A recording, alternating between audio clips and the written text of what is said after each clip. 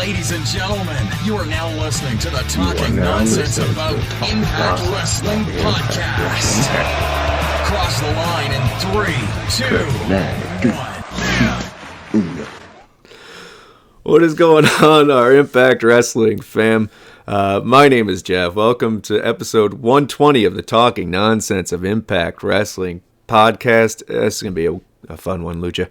Alongside me again, straight from WrestleCade, is the Blanchard Moore. To my, is it Sweet Georgia Cobb? What is it? Georgia Cobb? Yeah. I think it's Sweet Georgia Cobb. Yeah, my Sweet Georgia Cobb. It's Lucha, everybody. What's going on, buddy? You know what I'm saying? I'm out here, ready to talk some Impact, ready to talk some IPWF. Just realized my ashtray is over yonder. So yeah, I'll stall for time. You know how it goes. So I'll fill I'll fill the gap. What's up, Tia? It is episode 120, guys. Thank you for rocking with us last week, even on the Thanksgiving festivities. Not much to talk about, but we made it work. I always find something to blab on about. And of course, if it wasn't for you guys, Lucha included, who light up this chat week in, week out, there wouldn't be a show. So I appreciate that. Never chat alone. Never chat alone.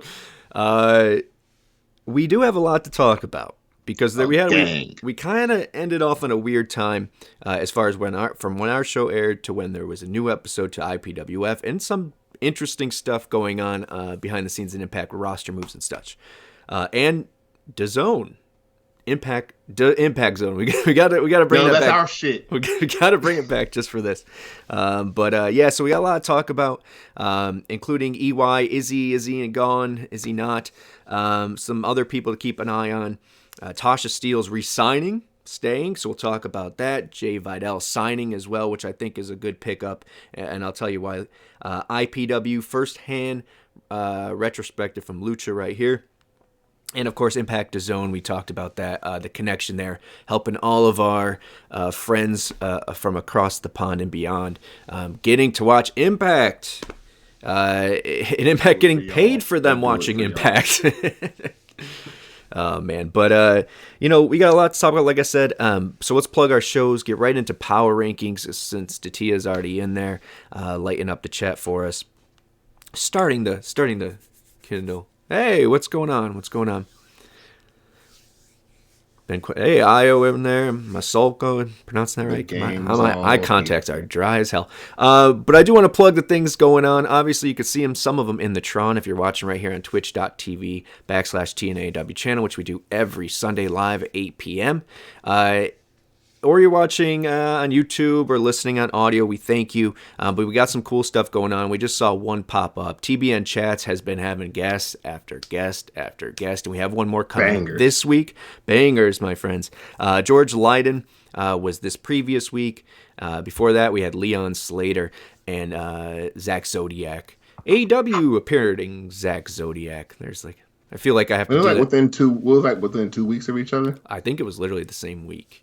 Which was, Liddy. And I don't even know if it was in the interview, but to remember, I'll have to go check that out again. Check those out. GoGoPowerRankings will be back this week, but Tia and Bert, if you want to join the Power Rankings, you know what to do at BertMacklin11 or at TNAIWChannel. And we got some news on that. That show is expanding. It's going to have a more first take approach with none other than joining the cast will be Lucha. Lucha will be on there, the creator, the founder of the Power Rankings. You know what I'm saying? The godfather of this shit.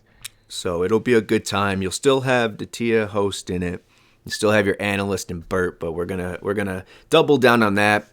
We love the Power Rankings committee, and if you want to join, once again, hit us up after the show, Thursdays, before Sundays at noon Eastern, 1 through 10. That's what it is. Millard, no worries for being late. Just thanks for being here. And even if you didn't make it, we appreciate the love either way. Better late than never, my brother. Better late than never. You want to do this? You want to get right into the Power Rankings? Yeah. Let's go. Oh, really quick. Of course, I already mentioned Craig's TBN chats, but Craig and Nixon, of course, talking bloody nonsense every week. Killing it, man. New look. Look is all in the family, which I love. And obviously, love to Nixon, who actually, and I should have wrote the name down, and I feel like an asshole, but a loss of one of the TBN chat's interviewees, man. And sad to hear that, but show the love to TBN guys. Les, right? Les? I got you, bro. Thank you. There. All right, let's get to the power rankings. Dear God in heaven, help us all. Number 10, Steve Macklin. Number 9, the wrestling god Moose. Number 8, digital media champion Joe Hendry. Number 7, world champion Josh Alexander. Number 6, the virtuosa Diana Perazzo. Number 5, world champion Jordan Grace. Number 4, X Division champion Trey Miguel. Number 3, number 1 contender Bully Ray. Number 2, EY Murderers, Violent by Design. Number 1, hardcore country Mickey James.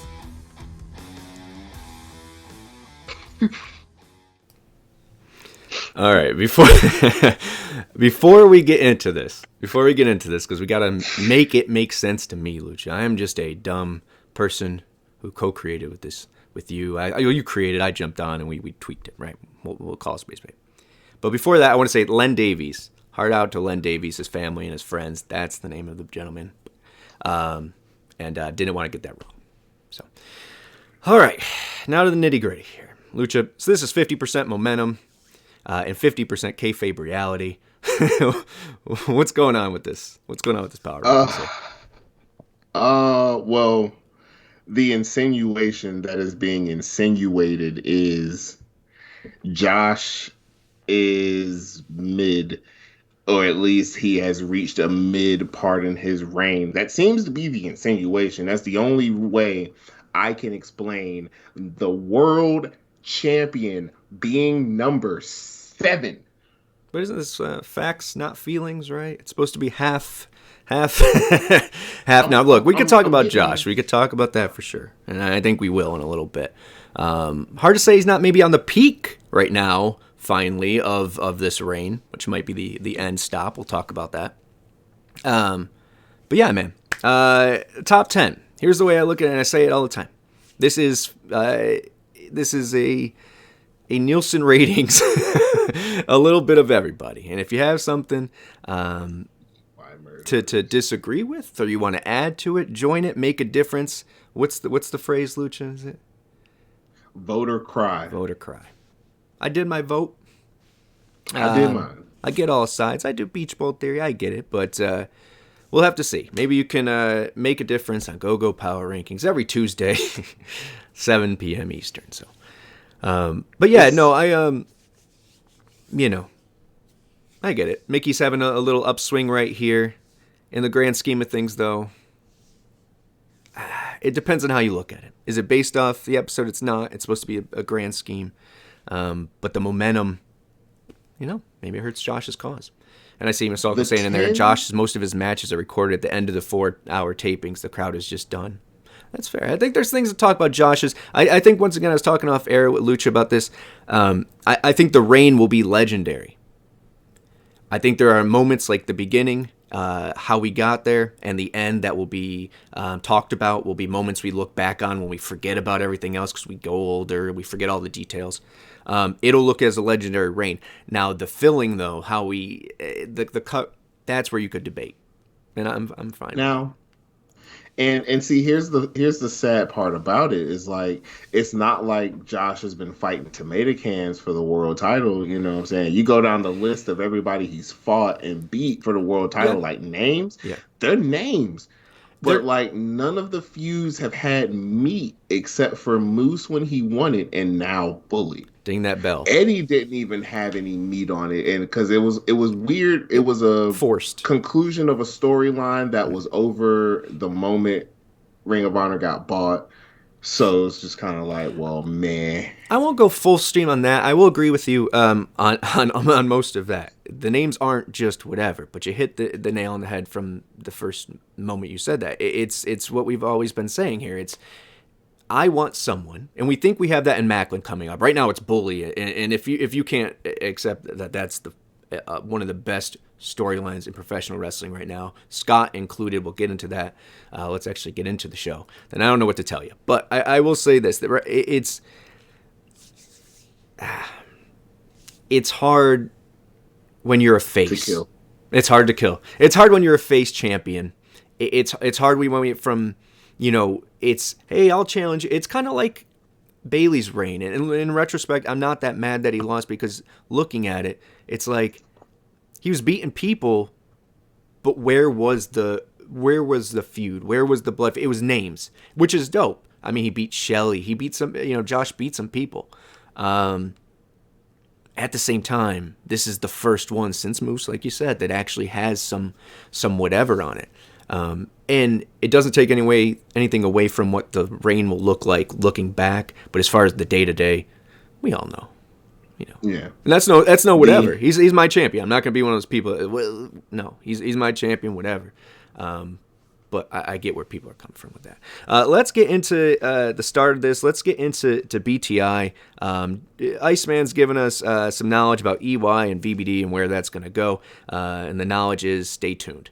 Next is IPWF. It is a little bit of a flash there. Now, I admit to you, didn't watch it yet. I watched the pre-show. I watched this match here, Lady Bird defeating Misbehavin'. And you know what, man? I like Lish like that. I enjoyed that. We'll talk about Impact and maybe where I don't know. She's not going to stay in that, but she probably should, though. Right. Still picking up the L there for her, but I know we're going to talk a lot about this, and we're going to talk about it in Hot Topic, so let's save it. But as far as, I'm guessing you didn't watch this one, right? Because on BTI.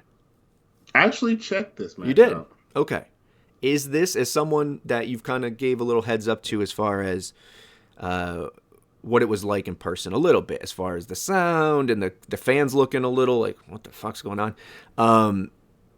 Was that a good representation, what was on BTI, or was it different on the main show? Well, that was probably one of the people walking in matches. They go ahead and try to get the crowd like a little live. Full transparency, both in the taping and recording, I missed the first 2 or 3 matches. Like how it happened the first time, okay, that's one thing. Travel. Right. But I missed it the second time. What? But it had to be one of those matches, and those matches are always kind of 50-50 on what you're gonna get as far as the crowd goes. And is it comedy? It's all old school 80s style wrestling as well, so does that hit with people? So yeah, I get all that. Well, I feel like there's enough juice behind that show for you to give me some interesting info to make me want to watch it or what to look out for. So we'll get to that. Now, I see a couple things in there I do want to make a point of here. Love the Hard to Kill poster, by the way. I agree with you, man. That one with Bully over the top, that's so cool, man. Oh, man. It's so cool. Millard talking, congratulations to Macklin on winning the Pro Wrestling Revolver World Championship from Trey. Maybe that's a test run for him. Learn how to be a champion, right? So interesting things going on in the world of wrestling, especially for Impact Wrestling. And I thought this was a show that is upholding the level in which we're bound for glory on, I'd say. Yeah. This was different, though. I mentioned this, and I don't know if I mentioned it here already, but it was longer segments. It wasn't that Attitude Era's fit people and This was a longer segment. It let it breathe from the matches on. I didn't like that there was 4 matches and 2 of them were DQs. But as a whole, I thought a beautifully booked show. There's just things, and we'll get into it. Let's start with Bully Ray cutting a promo from the top of the show, which I don't know, man. I get it. I get that he is a callback or a throwback, whatever. I just don't know how you can deny the talent. It's just so cool to have him here, man. At least for me, especially being a person that had to watch you as well. You've seen everything he's done in Impact / TNA. Yeah. So, we get right into it. Do you want to cover it as a whole segment, or do you have thoughts on on his stuff. Well, there. His my heel thoughts on promo. my thoughts on Bully's promo leading up to the match with Rich, and then everything that followed after. I'll have to save that for the end because I kind of gotta. I have my feelings on where we're going. Yeah. And so it'll all tie in together once we crazy enough, once we hit IPWF. I know you said that, and that sirens are going off. So we'll see what happens. But I do say I wanted to say heel in quotation because I wrote that down watching it because I didn't catch no lies in what Bully was saying. I mean, and his where's list, the lie? Where's the lie? and his list was I ran Hogan on a TNA. All right, it was time. It was good. Let's go. I screwed Brooke. Cool, good for you, brother. And what was number 2? He made sure Sting could never get a championship match again. Yeah. Homie was like 50-something. So, which is what Bully is now, but I digress. So basically what Bully's saying is I've done a lot of goodwill. I've done a lot for you guys. Shut the hell up. Right. You know, I mean, come on. Love this. But it goes straight into the Rich match, which ends in a DQ. And then we get Tommy coming out, right? Am I missing some here? What is it? What, chair? Is that what that says? DQ with chair? Did I write that? But then we get Tommy out, and he's like, oh, what are you doing? And then this I don't know. I don't feel like I need them to beef because he already explained it. Like, I know how Bully is. I've known him for all the time. Like, this is expected. I came here to stop him. Like, I don't know. I guess it's Bully just being Bully, but I don't know. Whatever. Get Tommy on the show, right? You gotta get Tommy in, so he can, do Tommy things. Terry Funk things. Look, Terry Funk, Dusty Rhodes things. Look, I stand by that. That is what he is. But even for them, and I love them, it's too much is too much. Like find the reason, and that made sense of why. I get it. I guess Bully, but at the same time, like. You knew how your friend was. Like, you told everyone he was an asshole. I think you told Josh he was an asshole. Anyways, or couldn't be trusted. But this is what I love. And this is what, and once again, I try to be unbiased, transparent, and honest. I don't watch anything else right now. So if you can honestly tell me that this isn't one of the best storylines in wrestling, then okay, so be it. But the fact that they're involving Scott, and I think we do get a bigger picture play here, and I think we could talk about that end because we do have our cliffhangers again. We'll talk about the OVE versus VBD when we talked to Lethal Lockdown we talked about last week, but we'll talk about the addition of Team Canada and your thoughts on those as well. But yeah, so I just bringing, and I know we can say, oh, another authority character. We have another segment with, I don't know, man. It just makes sense here. And then from Scott throwing his temper tantrums to Bully reacting to those temper tantrums, it's just good fucking shit. And there's one of my F's, but I don't know. I enjoy it. Are you on the same page with this? Are you sick of it? Yeah. Okay. No. Okay. I think they found the sweet spot. Especially if this goes where I think it's gonna go. Rebellion's gonna be fun. I don't want to drop another F-bomb, but you could see what Io said down there, and that's hilarious in the chat. Thank you. Shout out to the chat, guys. Critical Sting, I see in there as well, buddy. He says, I ran Hulk Hogan on Impact. Am I supposed to boo him after that? No, I ain't clapping. That should have been the biggest pop. That would have been the pop. I ran Hulk Hogan out of Impact Wrestling. Bully. I'll even do the stupid. I always hated that thing. 5150. Oh, 50. There you go, Impact crowds. There you go. Some bleeping chants for you. There you go. I do want to give a shout out, by the way. I don't know if he is the guy behind Xylot Themes or whatever, but he has the sign there. And we shit on this This is Impact chant. And I noticed this week he had a This is Impact sign. So in the odd chance he watches. Sorry about that, buddy. But shout out to you for selling the Bully stuff and flipping him off and getting on TV this week. That was cool, man. It just felt good, man. But next up was something that, for some reason to me, was just as pleasing. And this is why I did not give a shit that he was so high, even though he's X Division champion, which makes sense. But Trey Miguel's promo, man. Oh my God. Look, and I never said this on, I don't think I've ever said this on air. So I'm going to say it now because he's no longer Spider Trey. Because on WrestleZone, I think it was, he said, I had caught something. He said, I got so much run out of that thing that should have lasted a week, tapings or something like that, right? As far as Spider Trey. Yeah. And dude, I remember the moment. This is the only thing we never patted ourselves back. I'm technically patting you on the back. This is your send-off. Thank you so much. I remember you looking at me and saying, Spider Trey, and then that's when the chant started. Dead ass.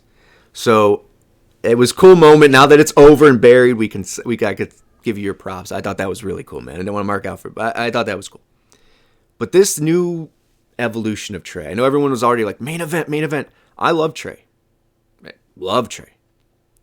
But this next dial turn is where he needs to go before he could get there. And this is fire. Loved it. I'm kind of on some shit where he can just he can be main event and still X division. People still want to forget, if you look at the presentation of both belts since day one. Fair. The X belt has always felt like a bigger deal to me, at least. But it's kind of hard to argue that with the exception of the green X division belt.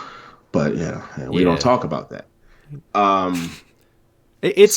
Trey can easily main event where he's at now, but this seemed like Spider Trey is dead, and we finally might be getting the Fresh Prince of Midair. Ah, there you go, full circle. Yeah. Oh, man, there's so much you could do with that, and we talk about Tigre Uno belt. The Tigre Uno belt, yes. The Trevor Lee Tigre Uno era. The Sonata belt. Oh my God, the great Sonata. There's been some times, and there's been some champions, and I wanted to get that. I want to cut you off though. The X division to me, from a prestige look at it, is just as, if not bigger, than the world title. Exactly. But kayfabe, the world title is the world title. They wanted us to care about Jeff Jarrett having it 14 times just as much as we cared about AJ versus Joe versus Daniels. But no, sir. Not until Angle and stuff did it really pick up, man. And I joke about the three things Bully said, or I was serious about some, most of them. But the one about about Sting. Sting. If we didn't have Sting and we didn't have Angle, man, that title would mean nothing. Shit. Nothing. But I digress. Let's move on. So yeah, shout out to Trey, man. Dope. I hope they keep doing it with this. And if they want to go that counterculture, we are the Island of Misfit Toys, cool vibe that we want to go with Impact for the future, starts here. And the mention of the TN. Oh, dude, it's very TNA right now, right? Yeah. Since we noticed that the TNA has been coming out, it's just like every week you just catch more and more TNA. Yeah, it's good shit. Now here's something, not to end this. By the way, love the overlays, of course. They announced the DAZN mention here at that point. At some point here, they talk about the matches that are going to go on. Production's just we're getting there. Still got to look on the entrance in the hard cam, but we'll get there. Yeah, that hard cam on the crowd shot. Oh man, it makes me want to go back and watch just to see that shot because it was so damn good. I still haven't went back and watched all of Bound for Glory. I have to go do that. Really? Yeah, man. I didn't even get much IPWF. Time is money. And I ain't got none. So next we get Moose, Moose is just a different level. And this is I didn't want to be a downer, but keep an eye on Moose and what he's doing. I don't want to sound alarms, but if EY is someone we're looking at heading out, I wouldn't be surprised. Okay, look at the booking here. We're getting the last end of his dates out of the way. He's putting a lot of people over. Let's keep an eye. But Moose, who definitely once again deserves everything that he gets in wrestling. Total star, man. Came off as one. Here he's facing Bhupinder Gujjar. Lucha, your boy. Who? He's facing who fought who? That's what I was giving you. I was giving you. talking about Sheik freaking Rollins. Yeah. Fucking right, Sheik freaking Rollins. Yeah. It's my dude. Hey, and I mean, look. Yeah. Ever since, like, we said that and that started catching steam on the show, you notice my man gets a new theme song. It's a little harder, you know what I'm saying? All he needs. Well, let's be fair. Someone took his theme song. Get fresh Indian garb, and oh my God, it's a wrap. He needs to be Lambos and neons. I'm telling you. I mean, maybe we can't afford the Lambos, but we could get some stock footage of a Lambo and make believe he's coming out of it. Okay. Him and someone has a new Desi Hit Squad. They don't need to be called Desi Hit Squad, but him and Raj and them, man, would be. I'm telling you. Would you say the JBL of India? That's what I want. Well, maybe not that. Maybe the Alberto Del Rio. Maybe flashier. Yeah, the Alberto SFR. He'd be the SFR. Sheik freaking Rollins. Yes. See you guys in the chat, by the way. TNA, certain beast incarnate rumor innuendo. That was interesting. Geoff has only 88 minutes to watch wrestling for a week. You're not wrong, Laura. Oh yeah, we got to talk about that. We got to talk about what pops. Yeah, well, let's get through Impact on Access so we could get to the hot topics here, because we're slugging along, but luckily there's some longer segments, and this was one of them because it was him versus Bhupinder.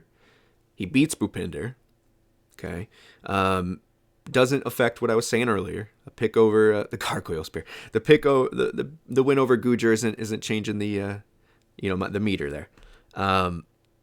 But then Hendry comes out, and shout out to Dull99 for commenting, saying this felt a little awkward. I don't think so, man. The Hendry coming out thing. Yeah, he forced the say my name thing. I get it. Lucha probably prefers Moose had not talked, period. Your stance. Selena De La Renta should have said say his name. Hey, there's a difference between not wanting him to talk and wanting him to have her. That's money. That's money. So, yeah, man, this was interesting. Joe Hendry comes down in his Josh Matthews special t-shirt. You could tell because it looks like the old Impact logos. I'm telling you, that has to be a Josh shirt. The ones, so he beats him. He calls him out. Hendry does whatever, and then it leads to a spear from Gujar. We get the face moment. Anyway, I don't know. I say it doesn't feel forced because, that's basically is a genie. Io, that's Hendry's thing. But the other thing is, it feels like, if my instincts are correct, it feels like who else would you want Moose to work with to give that belt some relevance, especially if it's on the way out. Exactly. Give it some relevance. I mean, Myers, by the way, it made it to where it is. Hendry's continuing that. It all started with Jordan. It all started with Jordan, man. And the lineage is there, man. On to do. And y'all wanted to throw the belt away. After week 3. But yeah, so Moose is obviously going to work with Hendry here. No harm, no foul. Looking forward to that and where it goes. And but let's move on. I think we're on the same page. Next up is Mike Bailey getting some talk here. He's getting the rebuttal against Kenny King. Kenny King was talking last week about Mike Bailey keeping this feud going, which once again I love. Another X Division feud that is not about the title. So Mike Bailey's talking with Gia here and keeps Mike Bailey relevant. And I mean, not that you forget about him, but hey, so little time it seems for people on TV. But I don't know, we'll save it for the end. But I think Mike Bailey's going to be just fine. I think he's going to be just fine. I think there's a bigger play here. But yeah, he's with Gia. They have that. Boom. Next up is a cool Mickey package. Giving a little meat on the bones for this last rodeo. Once again, I love the concept. I love that they're kind of, I don't want to say speeding it along. Of course, I would, obviously love meat on each match. But since they're going that speedball route, that kind of Josh route of just victory, banger, let's have matches. It's good that they're putting something on this. I would love to make the argument for this to main event. We'll get to it, Mickie James versus Jordan. I would love to make the argument for it, but it's like every other match, career versus. Now, granted, this is career versus title, so it's a little different. But they need some. It's hard to argue against Scott Josh bully stuff. But I love this stuff because it's given some juice to storylines that weren't about a title, but now are. We'll get to that. And then next up was Macklin versus Kazarian, DQ. Is this number 2? Is this number 1? Yep. Yeah, this is number 2 because Rich Swann versus Bully.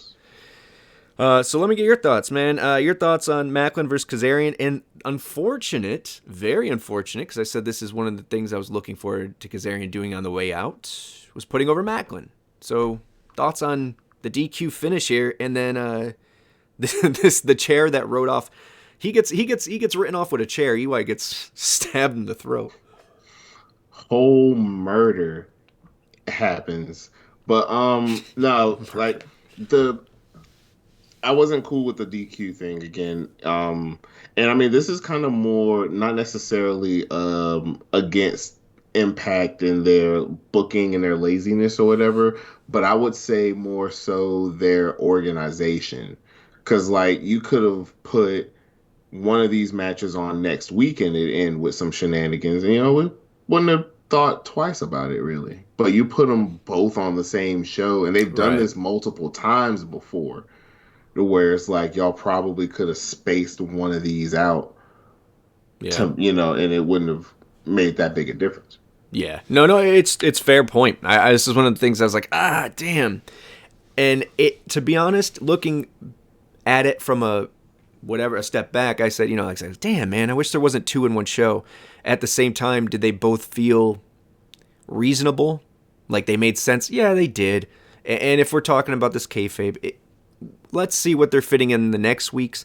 At the same time, Macklin not getting the dub over Kazarian isn't what I wanted. But I guess maybe that keeps Frankie around a little bit longer. Maybe that one also gets some meat on their bones, and then we run it back at Hard to Kill. Maybe. I don't know, bro. I wouldn't be mad at Macklin versus Frankie. No. Pay-per-view. Same, because I think we're gonna not push back Macklin's title or come up yet, but I don't think it's gonna happen as soon as we think. So another little feud that makes sense would make sense. But I think if you pause right when he's getting beat up with that chair, you can see the words AEW Dark on that chair. Like I think you're sending him there, man. I don't think he's sticking around. Was it you know, from Dragon Ball how Master Roshi had the evil containment? Yeah. So instead of evil containment, is it elite containment? Yeah. And that chair pretty much was sending him back to AEW, and then once he was done, you just gotta like shut that shit. Right. I'm catching up on the chat. I see Masalko is saying Monsieur Baguette is greater than Mike Bailey. I have to see. Chill out. Oh, okay, I have to see. We'll talk about it. I don't know yet. Both women are main event caliber athletes. Oh yeah, man, that match is gonna be. There's no look, man. I thought it originally said both champions are and whatever. This is the first time in a while, like especially when I saw the DAZN thing. You know, like when you see the champions, and it had Bully and Mickey in there as well, which was interesting. The representation of Impact championships right now is pretty damn good.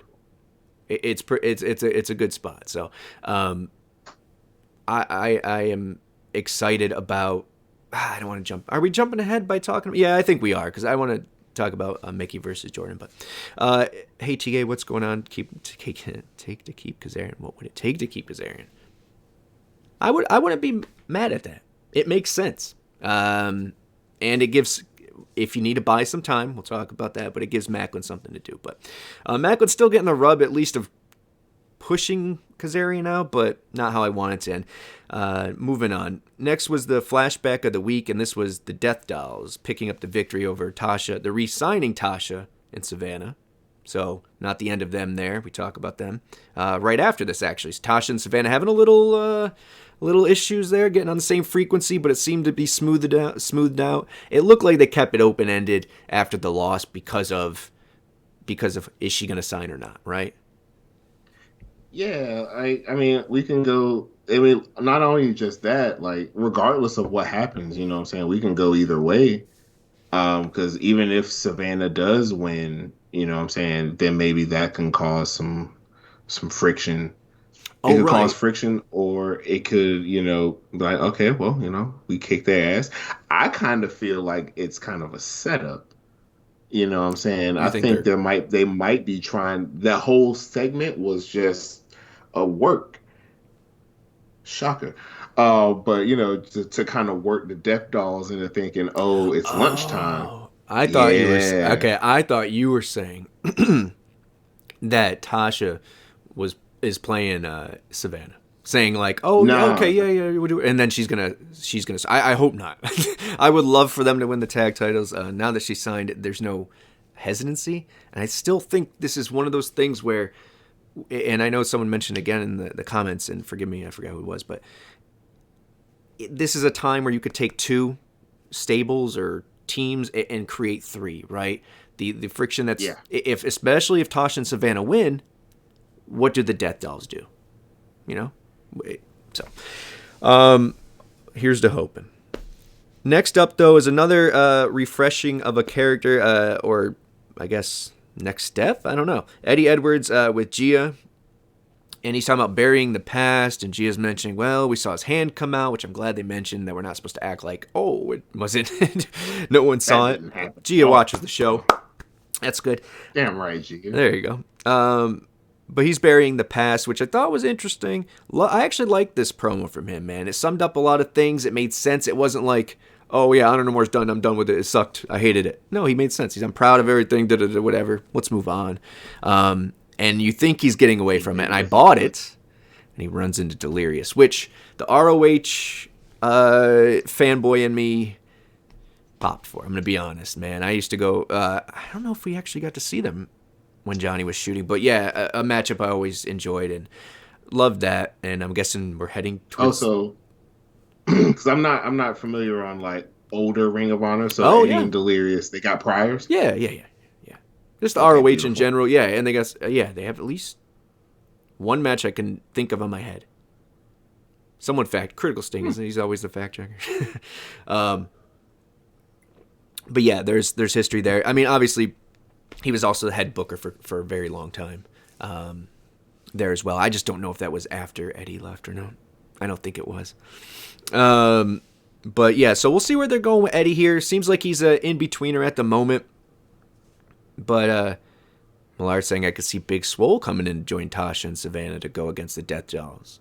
Expanding the group, getting more backup. Trios. You give Tasha, she's done with the tag, maybe. She's done the been there, done that. Maybe she wants another reign with the singles. You give, hey, man. That's interesting. I like that. I didn't even think about that. And there's another thing. I hate to be, that guy. Yeah. But Kiera Hogan was talking about she wished she could do more. You know what I'm saying? I think she wished that since day one. How long has Kiera been there? Since we went to Slammiversary, dude. Right? Oh, no. She left that tapings. But she wasn't signed. Yeah. No, she was just pretty much, yeah, she was signed, pretty much. Did she do anything? She didn't sign, but like she was, I think she was going back and forth between there and NWA for a while. Okay. Because I do remember her and Mickey being in the NWA. Okay, and then she officially signed a little bit later, kind of when they're on okay, that makes sense.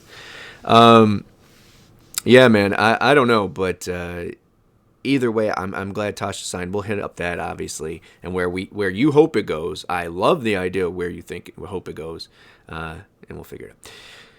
So next up was Heath and Rhino. Man, this one got me. I'm not gonna lie. You got Heath and Rhino. Hey, we're tag team champions. Get us on TV. They're on TV. Motor City Machine Guns talk about, hey, we would love a match with you. It's very casual. Hey, we'll get you that match. No worries. This is I respect you guys. Whatever. And then Rhino goes old ECW Rhino.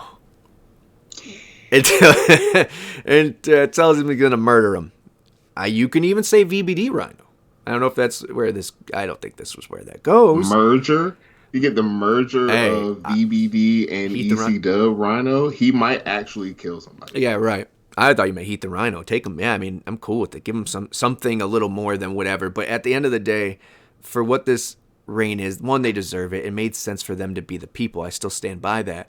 But it's not going to be a long defend the championship a lot reign. I just don't see that being the case with them. All I feel like is there's a reason the Motor City Machine Guns are the New Japan Strong Tag Champions, Yeah. and there's a reason Chris Bay and Ace Austin are over in New Japan right now. Fair. And once again, spoiler free on the show. Motor City Machine Guns look shook. Yeah, I was shook. I was shook, man. It was just came out of nowhere, and then Heat's reaction once again.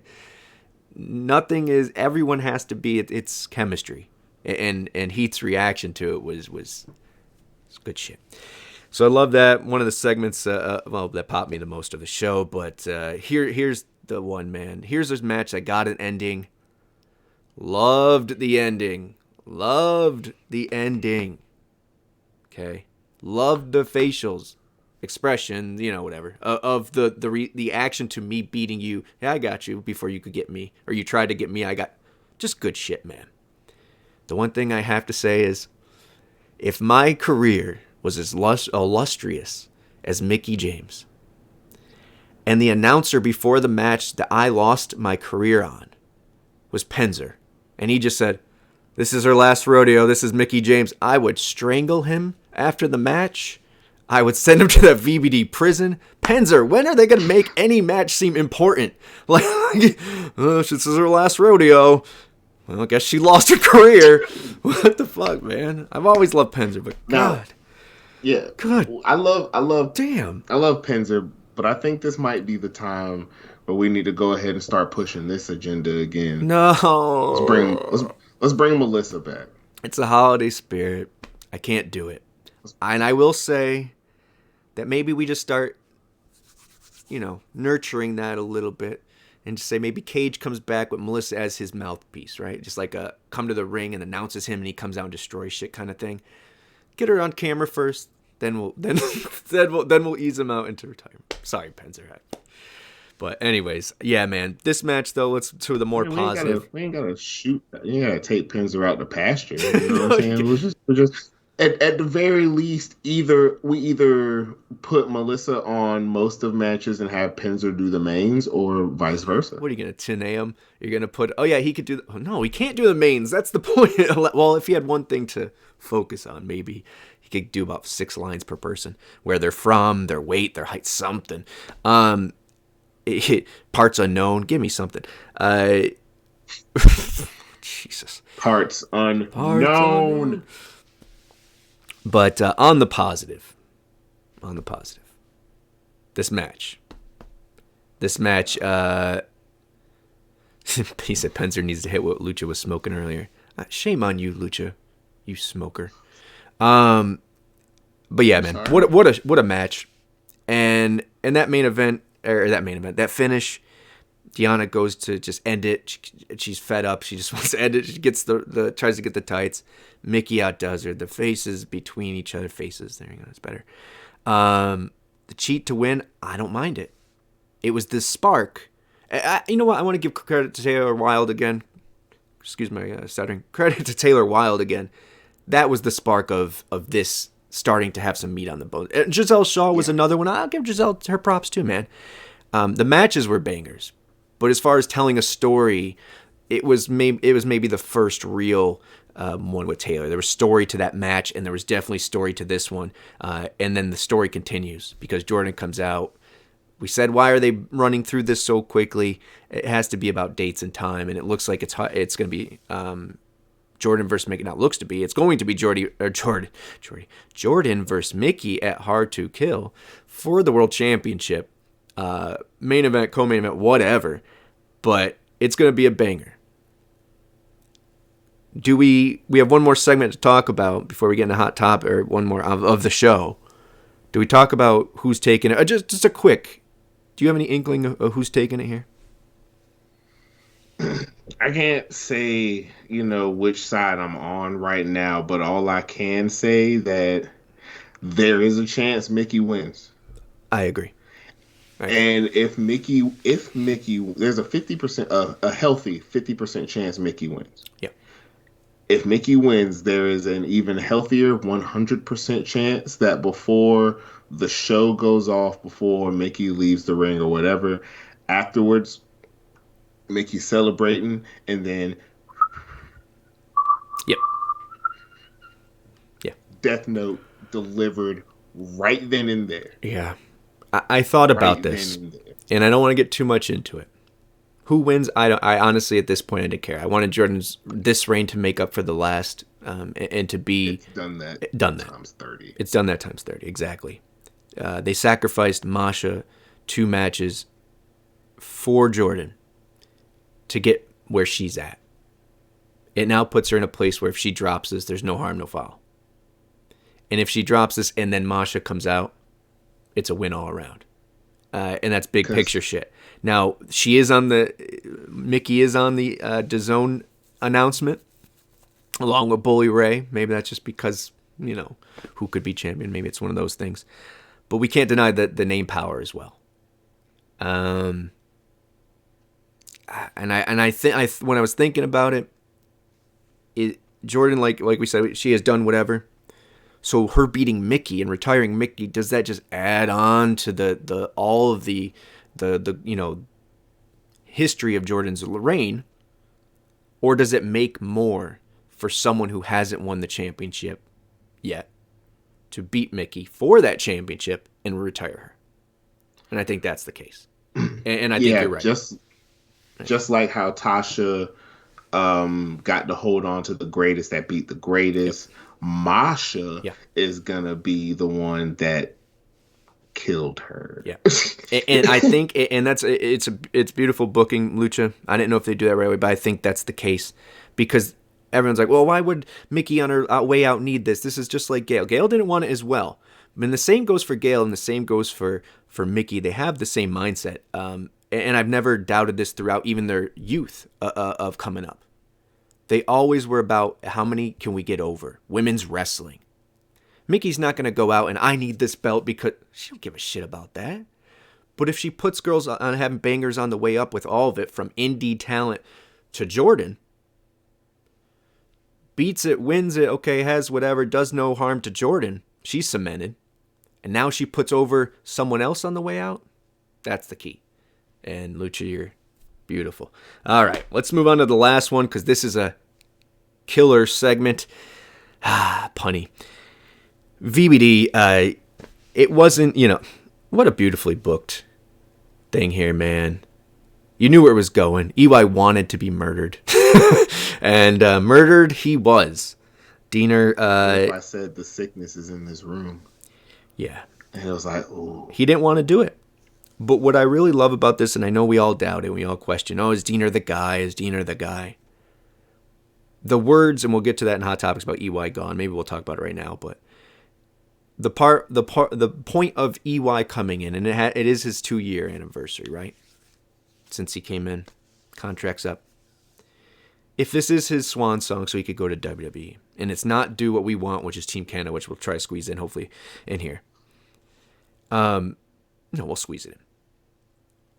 This is about getting someone that he has known and loved for all of his career in real life, getting to him to a place of prominence, getting him the chance in the spotlight to run with something, excuse me. And had he not created VBD and Diener not been by his side since day one, this doesn't work. If Diener just came up with VBD, okay, cool, whatever. EY using his rub to create this brand and then handing it over to Diener is the look. We're going to keep some vets, but I think some are on the way out, and this is going to be a time, I think, where the vets are champions and the young cats are the chasers. And if that's the case, this is another elevation of someone who they believe in, who is a team player, who they think they can make money with in Diener. So I think there'll be more. We'll talk about that. I think there'll be more added. But as far as this segment goes, Luchas, if this is EY's swan song, I think there's a play that we could say the murdering of VBD EY. But remember, Havoc did go away and come back as Jessica. Susie came back as Su Young Su. So your thoughts on the segment, and then overall, as far as if this is it for EY, whatever. I kind of feel like it is it for EY, and if that's the case, I'm not mad at all, because, he's been back, 2 years? Mm-hmm. My man won the world title, won the tag title twice via Freebird rule, right. Started VBD, which is probably, it's got to be top 3 top 5 Impact stables of all time. For how it's booked? As far as like brand name value goes. Yes, I agree. Like the name value alone, like VBD, Main Event Mafia, Team Canada, LAX. Yeah. Yeah, we could go on all day. But yeah, I'm with you. Yeah. So, I mean, what more do we want out of EY? Like, other than Showtime, which, I mean, I'm heartbroken. We didn't get another Showtime. Yeah. I'm heartbroken we didn't get schizophrenic EY, where one week he's Showtime and the next week he's VBD, and then he just goes back and forth. I feel like he has the range for that. Oh, but, yeah. I mean, if this is it, and I think it is, yeah, he's done good for me, so I'm cool. Yeah, he redeemed. His return was a pop in a building full of nobody. Yeah, man. Look. To sum this up, in case, because I agree with you, PW Insider Mike Johnson, I trust for the most part, seems to think he's on his way out. Makes sense. Go make that money. Go make your last impression. He righted any wrong, if you want to call that, in his last little end of his stint here, or if you consider him wrong leaving, which I don't. I understand the situation completely. I would have left too. But what they did is they put power behind his fear. As far as the character goes, because he was a maniac the first time around, but they never gave him a belt. Yeah. He didn't have like a machine behind him, you know what I'm saying? He was just there to be crazy. Right. But now he was here to be crazy and win belts and have a machine. Yeah. So it makes sense. Yeah, and I just mean the real aspect though as well. Like from he was a TNA guy. And to leave was not an easy thing for him. Bobby Roode as well. It wasn't easy for them. They stuck around as long as they could. But when they owe you, 5 digits, it's time to get the hell out. And I love him for that. And I don't think he got to do with the fans on his way out. And that's what I meant. Like, he got to come back and do all the things you said and put over the people he did. And it's just good stuff, man. And there was a day, and you spoke to his range. There was a day, and then we'll move on to the poll results real quick. There was a day where I did not think EY could break I'm World Elite. Like, everyone didn't take World Elite seriously because we all loved EY, silly EY. And then he did the band, he did all these things, and World Class Maniac, it felt right, but then he left shortly after. But there were so many things that never felt. For him to come in here and us not question once the gimmick that he was living, well, not in real life, I hope, but the gimmick he was living on the show is a testament to how damn good this dude is. He could literally play anyone. And if he came back tomorrow and this wasn't a thing where he goes and he just comes back as don't fire Eric, or he don't kill Eric. Can't kill Eric. Can't kill Eric. I would believe that too. And he could snap right back to this VBD Eric, and I'd believe that as well. So more power to him. What did you guys think of the show with the ending like that both times with Jordan and Mickey, and the match with Deanna and Mickey, and then the VBD stuff? Can't be wrong with an A. That's where I went. I went A with that. Maybe a little A minus for some things. But what did you end up getting the poll results there? Yeah, I got you right here.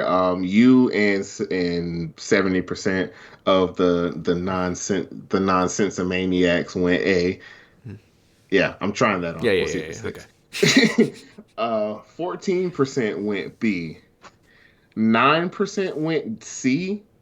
Yeah. And then 7% had Lil D energy. Little D energy. And among those who had Lil D energy, I'm calling out someone who had Lil D energy on this poll. Yeah, we normally play Peacemaker and we don't do anything, but I'm calling out who did it. And it was me. It was me. I did it on accident. Oh, too quick. It's karma. But I'm glad 70% agreed with us. You went A as well, my friend. Really, you went A in real life. Because I texted you, said I accidentally went Lil D, and you're like, it's far from it. I'm like, oh yeah, buddy. Yeah, I wasn't sure. I didn't watch it live, so we're gonna get into. Did you guys agree? Let us know in the chat. Thank you to the chat lighting it up there. Masalko coming in here, man. Welcome back. I feel you've been here before, my friend. Does this mean Wrestler's Court 2? That's. Did you stab him? No. Okay, you're good. What are they gonna do here? Not guilty. Not guilty. All right, guilty. All right, let's get into hot topics. We talked about EY, and I know we're rushed on time. I always say I'm not going to get past the 88 minutes of Impact. There's an 88-minute show. Why listen to me more than 88 minutes or us more than 88 minutes? And with that, I'll make sure I get this in. Once again, we are not the only voices of Impact Wrestling. There's tons everywhere, much bigger, much smaller, everywhere in between. Thank you to the people that do watch this. Thank you to the community we're building. But we aren't the end all be all. Go check them out. Go like, subscribe. Everybody else, go check them out. Support Impact Wrestling. But speaking of that, actually, no, wait. We already, let's stick to what we said. Let's do IPWF retrospect. If you went to WrestleCade, you can see it on the shirt, on the gimmick there, the Mayhem. Oh, I love that, the WCW Mayhem. Let's talk about IPWF. Like I said, we talked about EY a little bit. We talked about Tasha resigning. We're going to hit that up really quick in a second. But talk about IPWF for me firsthand, and as someone who hasn't watched it yet, what was the highlight of it for you? Okay, so from the perspective of being there in the crowd, all right, from where we were sitting, we were kind of like closer to the back. First off, Trey Miguel came in, was trying to sneak in and smelt loud as hell. Anyway, we get there. So the people we're surrounded by in the section we're at, there's a mixture of people who know what's going on and they're playing along. We were among those. There were people who came in not knowing what was going on, and they're like, "Holy shit, this is hilarious!" And like there was a couple behind me dying laughing. Oh, it went in Raw. Like, yeah. Oh, wow. Okay. Like there were some that went in Raw, and they were like, "This is stupid. This is hilarious." You know what I'm saying? Like I heard, "What the fuck is this?" And then 30 seconds later, they're dying laughing. Yeah. Like in enjoyment and entertainment, like playing along with everything. And then there were the ones who went in Raw and were like, legit, what the fuck is this? Yeah. No one walked out though, so clearly there was some respect to it. It was pretty packed, because normally how WrestleCade shows go, like for the most part, like the last match, you know, some people will start to like file out. Yeah. You know what I'm saying? The beat traffic hose, as I call them. They'll start to file They're out. Everywhere. They're everywhere. There wasn't really that much of a walkout at this show. For the most part, people pretty much stayed there. That's awesome. Whether or not they enjoyed it or not, yeah, that might be different, but I mean, you enjoyed it enough to not leave. Yeah, you know, I think one of my biggest concerns, I have a couple other questions on that. Obviously, the audio was, you could tell from listening. I talked about it off air. It just sounded like on the same track. It was just on the same, and the audience was just mic'd more than the announcers and the mic announcers. So, yeah, that sucked. Still going to watch it. It's about, you know, look, you're watching something about 1985. You're not looking for production value, really, right? Does it help the cause? I would rather have good audio when it comes to the announcing, but I'll make it work. You know, it's supposed to be not supposed to be a turd, but anyways, the one thing I will say though is I'm not on social media much at all, but from what I saw on the timeline, there was a lot of positive talk about IPWF, and they're not from people who would normally just talk positively about Impact Wrestling. So if anything, a positive were taken out of this. And once again, I haven't seen the show. I see Mansoor Baguette for World Champ. Rad to hear that it had such a positive reaction live. If anything, it's one of those things that can catch people slipping when they're of their Impact hate. And that's the positive I'll take out. It's like, well, I can find something negative about Speedball Mike Bailey versus Trey Miguel, and I'll you know, Mansoor Baguette, though. But now I can't do that with Mansoor Baguette. And what's Trey's? Building. Building. Can't say nothing bad about building. So, here's the question I have: Rusty Iron, please. Yeah, man, I thought there were some good ones, and I hear there's a lot of callbacks. A lot of vets came back. I saw the returning Dean Douglas came back, right? Yeah, Shane Douglas came back to save Brian Myers from his handicap match with Chris Sabin, and I forget his name. He was one of the co-winners of Gut Check, not Jason Hotch, but the other guy. Jack Price? Yes. Okay. them two. That was it the Daily News or like the Daily Express or something? I love that team, by the way. That was, you remember everyone was debating, they're like, oh, I thought that was ACH. I was like, that's not ACH from the last time, from number 2. Yeah, people were saying that. And then so now he's the same, so that's who it was the whole time, was Jack Price. Okay, that makes sense. I just didn't know Jack Price then. Okay. Yeah, I saw that that Gresham look-alike announcer. There's the ring announcer. I was like, damn, they got Gresham to ring announce this shit. That's I believe that guy was the AML announcer. Yeah, that might be okay. If I'm thinking of the same guy. So as far as what I should look out for, are there any? I know there's other vets. Let's hit that first. Ricky Morton, and there's a part, Rosemary's character. She's like a Cyndi Lauper, like MTV, MTV girl. Or the first thing I thought of, I don't know how many of y'all watched How I Met Your Mother, but Robin Sparkles. Okay, I know you're talking about. Yeah. She's a Canadian or Canadian pop star or something. She was giving me Robin Sparkles vibes. I don't know if that's what she was going for, but she hit that. But wait, Critical Sting real quick said that wasn't Jack Price last year. They just gave the same character to Jack Price. All right, fuck it. Cool. Crowbar. Crowbar was there as well. Crowbar was there as well. And Ricky Morton. ODB made an appearance. That's awesome, man. We've made the comment either on this show or TNAIW where there's certain IPWF gimmicks that you could put together in real life and it work. Oh yeah. That tag team of Mickie James and ODB. Yeah. Let's fucking do it. I saw the reason I know these are because of YouTube has like the mini clips or whatever, and that's the team I saw, and I was like, wow, they look like the Riveter, Randy the Riveter. What was her name? You got Wendy the Riveter. I don't know. You got me. Whatever it was. Sure. But no, I thought that was really cool. I was like, damn, yeah, this works. I love this. Yes, I love this shit. Yeah, so I'm excited to see it, and I'm glad. Rosie the Riveter, thank you. Jesus. Critical Sting coming in clutch. We love you, dog. Yeah, like, man, can we give him credits on the show? Yeah, right. When we finally make money off this, you could have a production credit. So, yeah, there's a bunch I'm looking forward to. Obviously, as someone who's not watching, I don't want to know too much, but it was cool. Is there any other veterans that popped up there that I should be? Let's see. We had Shane Douglas. We had Ricky Morton. We had Crowbar pop up. ODB popped up.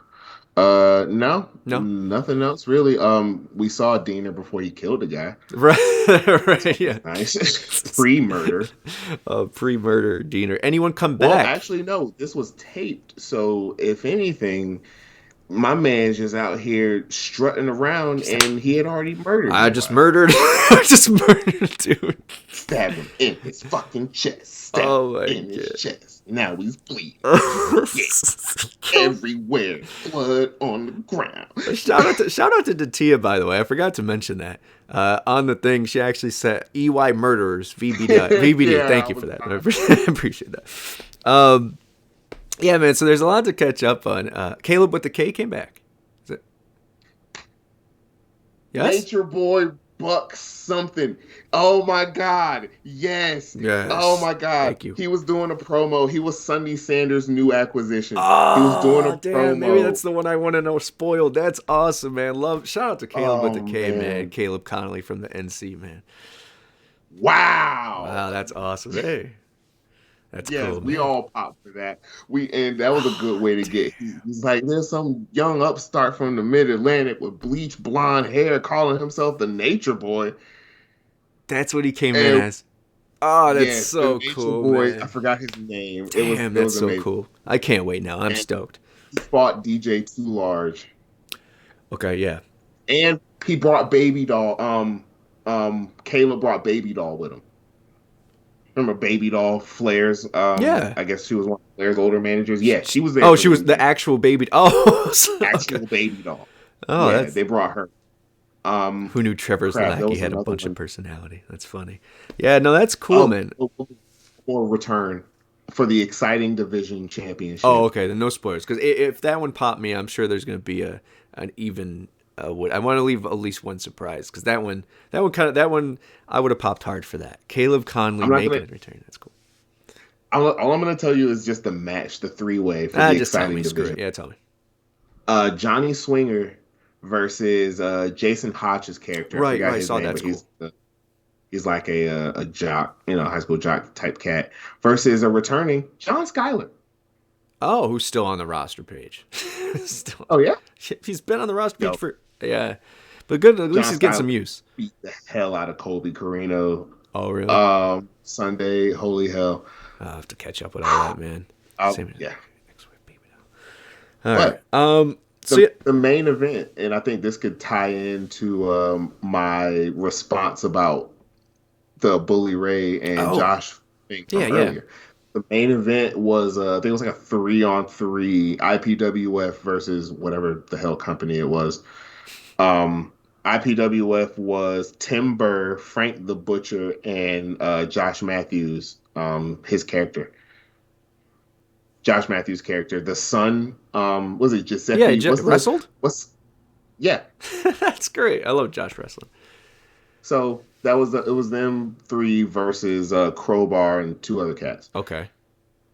And I was watching this Friday, and as soon as I saw it happen, because we left for the match, we didn't see the end of this match live when we were there.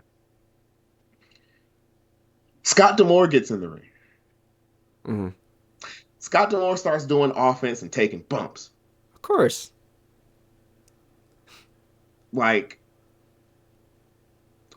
Yeah. Rebellion.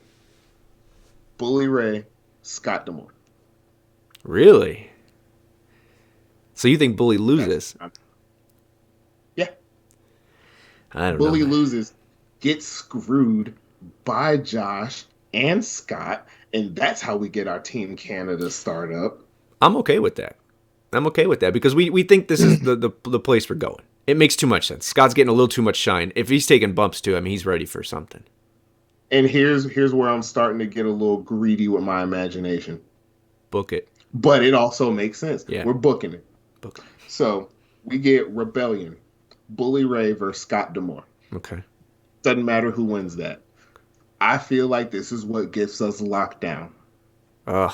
So at Lockdown, Team Canada versus Aces and Aces. All right. Well, that's going to be our cliffhanger. We still got to. D'Lo's coming back. Ah, okay.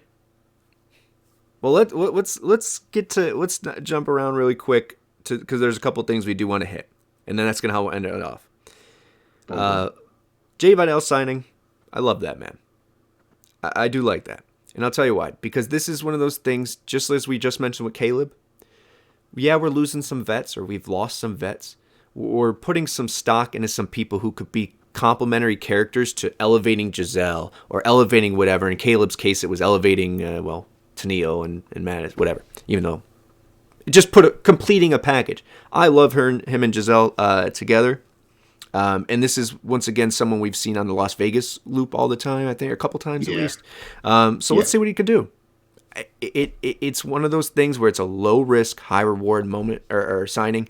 And somebody beat his ass. I forgot who. I'm not familiar. This is coming from a place of just, pure. I'm excited for the character to be there because what it means at the end of the day is you don't sign someone that's part of Giselle's package if you're not boosting her along with, for the ride. So, could we even see? I don't know how they're going to play it. I don't know if they'll do it, but we could see some tag team run in there some way, somehow. We'll see. That would be very controversial either way. I think so, yeah. But I don't think it's one of those ones where it's like I don't know. We'll see how it plays out. But I'm excited either way. And then the big one we do have to talk about is the DAZN one. We already mentioned it. This is big for they now reach small or just less than WWE. Small, I can't get the word out. But just a little bit less reach than WWE, but more than AEW, I believe, is where we're at now. I think so, something like that. Which once again, a lot of people have DAZN for the fights and other things that they've done on there. So yeah, man, this is. I mean, if that's all included in there, it's like, well, look, no matter what way we slice this, or you want to slice this, or say, oh, I saw someone mention that people are already joking that, oh no, this is another way for people not to watch. I don't think that's the case. The lights wouldn't be on if no one's watching. We could talk about this all day. We have talked about this all day.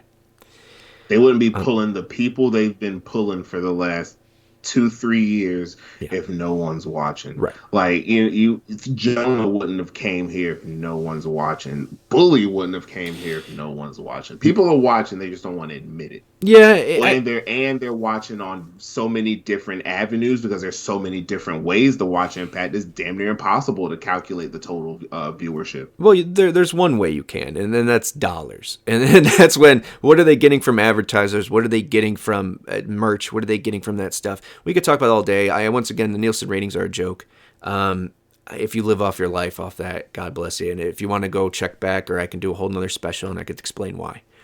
But that is just a small sample size. And not only does this help the reach, obviously, this is one of those things where Impact is staying afloat. We always said, oh, back in the day, everyone said, well, let's do that. Everyone back in the day, the ratings will get counted in the ratings numbers.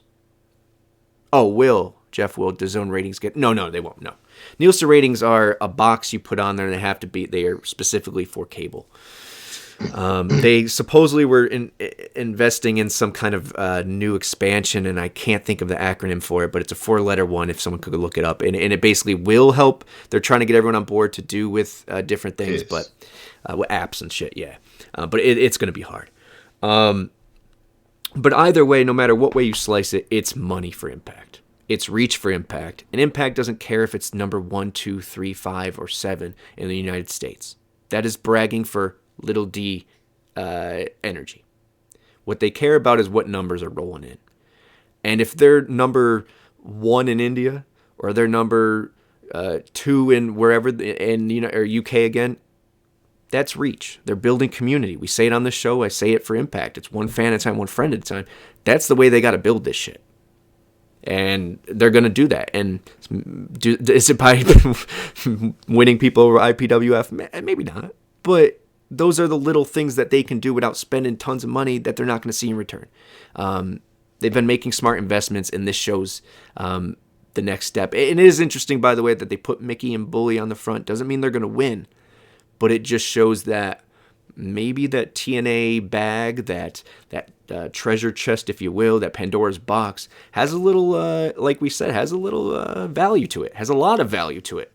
It does. And I think DAZN sees that. But we have about 15 minutes left. We're going to keep our word here. And there's, I know the cliffhanger is what you guys want to talk about, and it kind of rolls a few things in because Tasha re-signed as well, and we can roll that into this because I think there's some other factions with what we could be doing here. But we've been talking about Masako knows a little bit about the Nielsen ratings there. Yeah. 42,000 total, yeah, boxes. The United States represents 395.5 million people. Anywho, because we all think alike and watch the same things. We've been talking about Lethal Lockdown. Fantasy Booking leaked the Lockdown. We're supposed to use the roster we have, so my mistake on the OVE, I apologize about that, but we had VBD and OVE. I said, and Best Side 92 said maybe Macklin and Masha are more loners. Yeah, I get that. They do. But I put Macklin, Masha, Khan, Angels, and Diener for my OVE, or for my VBD, and then for my OVE I had some outside cats, so I'll have to rethink that. But you guys gave me some good suggestions last time in the chat, and Lucha was in there as well. We can easily replace some. So I have Sammy, obviously. Havoc, I think, is who I would keep there. Jessica Havoc, or whatever they would call her, that iteration of her. Trey, I think, is someone that fits in there. I put Rich Swann still just because of the history of that, even though he's not from Ohio. But if we're sticking in the roster, it's going to be hard to squeeze a couple more people in here. And then there's one open spot. I don't know who.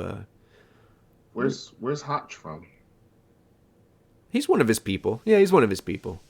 That makes sense. He's from Ohio. It's Trey's dude, right? Yeah. So yeah, there's people you can play there. But the one I want to get to, because we're talking about Team Canada, and if EY is not part of that, it's going to be a little bit harder to build, but maybe not. If D'Amour's taking bumps, the rules we're doing here is four dudes who are on the roster, one knockout at least. Just basically doing it off of what the roster has. And if they're going to be in Lethal Lockdown, I also want to leave Bullet Club open for next week. That is our cliffhanger for this week. Going into next is, what would the Bullet Club 5 be? I think we could easily talk about that. because I I think already know 4. I know 5 because I think it's supposed You to think be he comes back? Ace and Bay. Yeah. It's Tasha and Savannah Yeah. and Bullet Ray. Yeah. Jamie, stay ready. Shout out to you again. Brought that up last week about wouldn't it be interesting if he led U.S. The strong New Japan Strong Bullet Club, and I just been there since. What better whodunit would the answer be than Ace and Bay coming back from Japan and screwing over Josh and helping Bullet? I just feel like there's something in the mix there, man. But maybe not. Maybe not. But either way, because Team Canada's going to need to fight somebody. Could it be the Bullet Club? We'll see. But if it's obviously Josh is the lead here. We have Bailey. We've talked about this for us both. It's Bailey's in there. Got D'Amore. We talked about Lance Storm being the waving the flag D'Amore guy, but if D'Amore's taking bumps, he might be a damn wrestler. But we'll keep him as captain. We won't put him on the 4 active roster spots. EY's gone, we'll say. One reason or another. Murder or not. So we need 2 more. And the real, I don't know. We'll have to think of the other 2 Canadian men. But the knockouts is wicked hard. Yeah, because there's 2 that stick out for me. 2 for me as well. Who's your the first? The same 2. Taylor. And their names both start with a T. Yes, okay. Taylor and Taya. Chelsea's gone. It makes sense. Taylor and Taya. And even though I want to see this Taylor witch thing, is Chelsea gone? Right. I know you keep. Yeah, she's off the roster. I know it doesn't mean anything, but I'm just saying, like her send off was oddly similar to Mickey's. Like, I mean, do you think Chelsea? And plus, how many times have Chelsea and Mickey fought? In Impact. For sure in this last twice. And didn't they split it? And one of them's the tag as well, right? I can't count. Cardona and one-on-one. Cardona and her versus Aldis but Mickey. It was a tag team as well. Was that multiverse? Yes.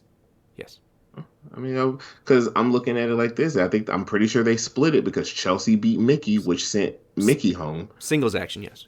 Yeah, Mickey beat Chelsea, which sent Chelsea home. Maybe Chelsea's not done just yet. Ooh, hold up. Sorry. Yes, goes to that as well because it maybe not. I just think, I don't know, man. The booking of major players is interesting as well. They're still being like promoted and pushed, and I thought Myers was on his way back to WWE too. Yet here they are. He's still like, you know what I'm saying. Let's timing and wrapping things up is going to be a big thing with them, and if maybe she's part of the package, we'll see. But I'm seeing some really good, interesting stuff in here. I'm seeing Parkside Millard saying Josh Speedball, Aiden Prince, PCO, and Giselle. Oh. But then Jay is automatically PCO, lost. I like PCO going back to PCO. That would be interesting. Or he just stays PCO but does red and white. I'm okay with it. Did they call him the French Canadian Frankenstein? Yes, French Canadian. So yeah. Well, I guess he could use the blue still because he's French Canadian, which is what Quebec is blue. Yeah, Montreal. Like that. And then we got Masalko. Then there's Team Spooky. Is that what, Spoopy or Spooky? I can't think. Rosemary, Sue Young, Killer Kelly, Taylor, and PCO. Please don't ask me to write this into a story. That's the disciples of the new church. Yeah. Oh, new church has got to come back. But yeah, that'll be the week after Bullet Club. So yeah, I'm Bullet Club versus disciples of the new church. Yeah, we have to add them in there too. We'll fill Lethal Lockdown with as many factions as we can. I'm with Survivor Series '98. right. I'm with Josh and Speedball. Aiden Prince makes a lot of sense. Yeah. You need someone who's in there. He's on the roster. He's been there. He's always a quality match. I've never seen. Anytime I've seen him, I'm like, oh, it's Aiden Prince. I'm always excited to see him and what he does. So he fits in. PCO does make some sense. If you go, he has buried as PCO the Frankenstein. So if he comes back, PCO makes a lot more sense especially if you break the rule as far as like current talent and bring back Madman on. Oh man, on the other side. Yeah. Well, the thing that's interesting here is when I look at it, it's like Team Canada's thing was the excellence, right? But at some points we had A1 and we had Jack Evans playing Team Canada, and we had some people who weren't, whatever. Johnny Devine, who, love, but come on. But you want kind of like, if you have a chance to rewrite to make Team Canada come back for the first time and whatever, just like LAX, and they picked the right cats for that one, I thought. Facts. But this one you got to get right. And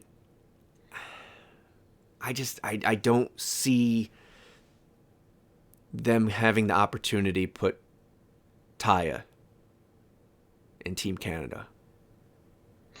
I kind of would keep...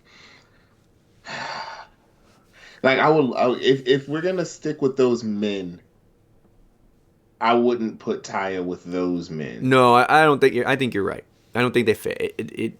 Taylor fits better with what Taylor would fit a little bit better than Giselle would. It would especially. It would rectify her little run of "I'm the All-American Girl" Taylor Wilde gimmick when they first gave it to Stars and Stripe my ass. Yeah, I don't know. That's interesting. I have to look at the roster page a little bit. Sarita? Is she Canadian? Yeah. I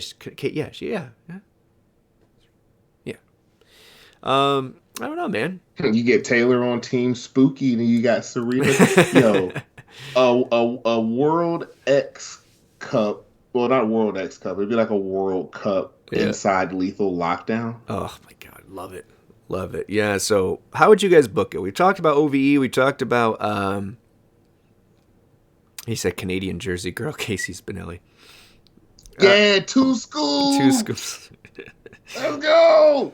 We, the Bubblegum Princess, Alicia Nicole. Oh, yeah, she's another one. We've talked about OVE. We've talked about VBD. We're talking about Team Canada. And the next week, I'm asking you guys to fill in your 5 for Bullet Club. But yeah, I think that's going to be tough. I think I had to see, maybe we could put these pictures together if we have time. Put all the cast together with the logo or with the brand name and see what we think of them all lined up and if they make sense. Because we're trying to use what we have right now in the roster page. So, guys, I challenge you to do that. But I don't want to waste any more time because there's a couple things I want to plug as well. So. We're trying to turn Impact into New Japan where it's stables galore. So we're just going to separate people into Bullet Club, Team Canada, OVE. That's what Disciples of the New Church. When this regime first came in, there was a point where we were doing a lot of that. LAX, the North, Team Canada, branding galore, man. It was good shit. And that is the net fall, or the safe, the pillow, whatever, the safety net of when they fall, which is you lose all your stars. You create stars by using brands. And I think that's what they're getting back to, it seems. And not that this fantasy booking has anything to do with reality, but it seems like we're heading in that direction of the brands covering the star power compared to the individuals. He said, just in time for DCC. Hey, yo, chill out. So there's a couple things I do want to plug because LOL Beatdown Clan. LOL TNA is wrapping up. We have one more we're taping, but tomorrow, or Tuesday, excuse me, airs one of my favorites was the wrestling match game, which is us two, and Johnny. And it's not about smoke, guys. It's just about having a good time and exactly what we're trying to do on this channel again, which is just people talking wrestling, having fun, and finding common ground and having a laugh about some shit. And that's definitely what LOL TNA is. And if you didn't catch it last week, we had the 20-man gimmick battle royal of some of the best gimmicks in TNA history. I won't spoil who won, but we had a battle royal there from 2K22. The Gretchen Wilson all jacked up cup. And then this week is wrestling match game. Thank you. They don't know what's in there, so hopefully they don't kill me. But they had filmed some stuff. We had the whole team. The whole team knows. But shout out to the Apron Bump, Kyle from the Apron Bump, who gave us some awesome answers and videos, who really stole the show some of the times. Michael Cavaccini as well. Good to see our friend back on the channel.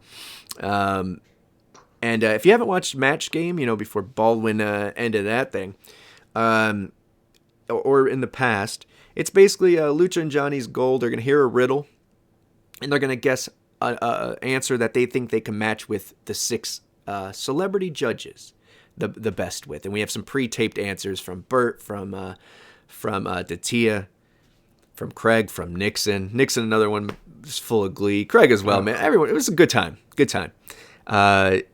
And then, of course, as I just mentioned, Kyle and Michael. So go check that out, man. And it's Lucha and Johnny trying to get riddles and get points, and it's a fun time. So check that out, and then we'll have one more before the season finale. And then, of course, check out GoGo Power Rankings this week, this Tuesday. See what they have to say about it with TM Burt. Join it if you'd like to at Burt Macklin 11 at TNAIWChannel, and look out for Lucha to come in rather shortly. Get this 2023 started off right. But you guys know what to do. Like, subscribe, all that jazz. Lucha, is there anything you want to add that we didn't hit, first of all, before we do our goodbyes and shout-outs? Is there anything that we talked about? IPWF, you got some stuff there. We talked about DAZN. We talked about EY leaving. Tasha staying. Jay Vidal coming in. No, I think we hit everything. We gave our usual 100 praise of TNA.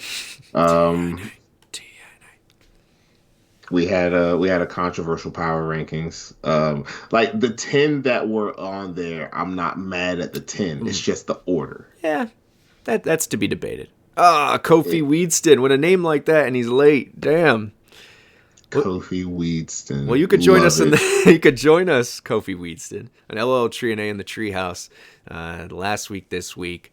Be a good time. Sorry, thank you for coming in. Nice to see you. Make sure you hit the Twitch.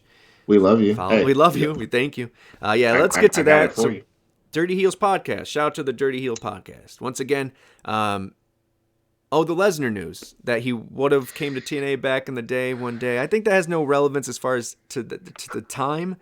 But what I would say is I could talk about it more details next week, but I will say that it's one of those damn. Why you gotta tell me this? We can do what the Impact Zone on that roster with Brock. There you go. Oh man, yeah, that'd be some shit, right? He was past tense, right? He was talking about he wanted.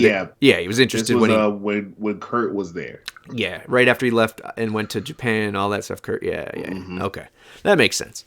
And it's another Cody Deaner dagger to the throat, but we could touch more on that and what could have been next week. But here in the present, I thank you guys. I love you guys. As we always say, one fan at a time, one friend at a time. Make sure you hit subscribe, all that jazz. Still trying to get to 4K on Twitter, 350 on YouTube, but hey, numbers don't matter. What matters is you guys are watching it. Most of you from beginning to end, and I love you for that. I appreciate you guys. And then that who watch it halfway, go back. I can see all the numbers. I thank you. That's all I care about. I'm here to have a conversation. This week, I'm blessed to have a conversation with my friend in Lucha, who I met through this channel. So it's just cool, man, to come every week and be able to chat with you guys. Thank you to the chat lighting it up. You never chat alone. Goddamn right. Shout out Diamond Villain. Shout out Mike G. Shout out Impact Wrestling. Shout out All Impact Podcasts. I shout out Mike G all the time. Go check out Brace for Impact. That's his joint. Y'all be good. Yep. Dirty Heels Podcast. I feel like if I name one, I gotta name one. Anyone else? Name them in the chat. Light it up. I don't care. Tag yourselves.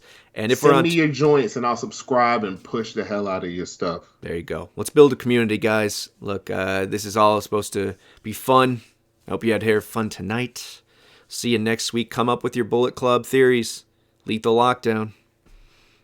And check out Impact this week. Obviously, another banger as we head into Hard to Kill. All right, guys. Goodbye, everybody. You're looking at the real deal now. Go get your sorry ass right on the street.